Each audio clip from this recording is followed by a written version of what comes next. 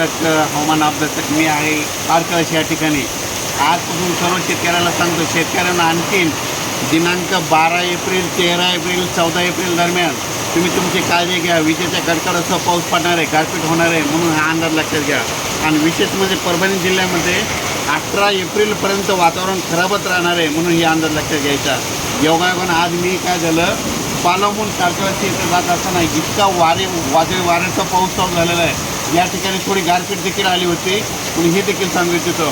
पण माझी सर्व शेतकऱ्याला विनंती आहे परभणी जिल्ह्यातल्या, की सध्या खूप वातावरण खराब आहे. म्हणजे जास्त अवकाळी पाऊस आला की आधीच काय करायचं, वातावरण ते झालं की तुम्ही तुमचं आपण आपल्या घर जवळ करा.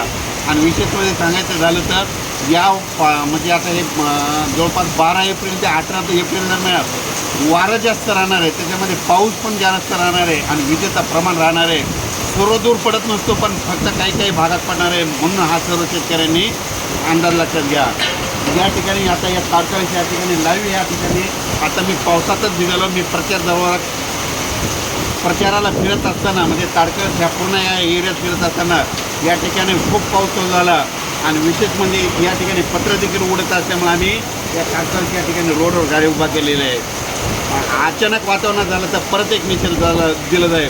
पण सर्व शेतकऱ्याला माझी विनंती की 18 एप्रिलपर्यंत तुम्ही तुमची हळद, कांदा सर्व काही झाकून ठेवण्याची तयारी ठेवावी. धन्यवाद.